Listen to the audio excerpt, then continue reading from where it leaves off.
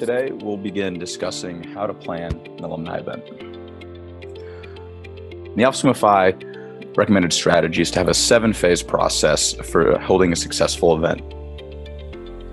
Essentially, this will plan out from 6 months all the way until after the event's taken place. So today we'll go over some of those strategies, some ideas, and anything else that might be useful in planning your first, second, or third event. So in phase 1, we're planning 5 to 6 months out. Now, anytime we have an event, whether it's one day or a full weekend, I'd recommend having an event chair for each activity that's going on. So if it's a weekend event, consider having somebody that's managing each event throughout that weekend. So for example, a homecoming type event, you could have a happy hour on Friday, a golf outing Saturday, and then tailgate maybe the next day. I'd recommend having 3 people that manage each of those planning processes. In terms of dates, typically a homecoming type event or a Founders Day are things you can plan far in advance, even farther than 6 months out, since Founders Day, whether it's your chapter Founders Day or International Founders Day, those dates don't change, same time every year. So those are always highly recommended, whether it's homecoming or Founders Day. In phase 2, we're talking about a 4 to 5 month prior. We want the dates confirmed, venues, and a budget starting to be planned. The key thing here for phase 2 is letting everybody know as far out as possible when that event's going to take place. When we have children, husbands, wives, family in general, and then everything that comes with that, we want to give everybody as much notice as possible so they can attend the event. Always an extra plus if we can also include logistics like lodging or a group rate, arranging transportation, whether it's just letting people have an Uber or working with the university to provide some type of larger transportation. In phase 3, 3 to 4 months out, you want to confirm everything from phase 2. So confirming reservations, confirming the room block, reserved space, whether it's a restaurant or a campus location. You want to have invitations with the date and location and the cost of attendance ready to send, mailed out, emailed through Facebook.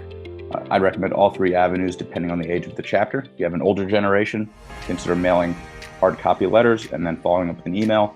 If it's a 2-year-old chapter, for example, Facebook and email may be just fine. But the most important thing is to let them know exactly what to expect and how much it's going to cost, if any, to attend the event. Finally, you also want to make sure we notify the undergraduate chapter through the president and the vice president of alumni family relations. It's always good to have chapter support if this is a campus event. So if this is, for example, in Chicago and the University of Chicago chapter is there, letting them know about the event. Now this could also be a event in downtown Denver, and there are no chapters there. This doesn't have to be on campus, but if it is present, let them know about it so they can participate. So 1 month prior to the event, we definitely want to send out one more reminder, letting everybody know that to attend, what the details are, and then to RSVP as soon as they can with the alumni board, and to also review the budget with your alumni treasurer.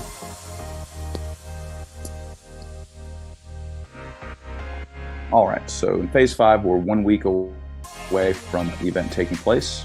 We want to confirm all the contacts that we need. So if there's a caterer or a venue manager, making sure that the board members know exactly who to contact for people to arrive or to take care of any issues that might arise during the event next week. And also with the event chair for each activity going on, we want to confirm that they have all the materials that they need, or at least have a list of what they'll need to purchase once they arrive. So if there's a meeting, for example, having pens and paper, napkins, drink cups, depending on the venue that you're using, and then also sending out one final reminder the week prior to the event. This way we can finalize an attendance list and be ready for the crowd that's going to arrive.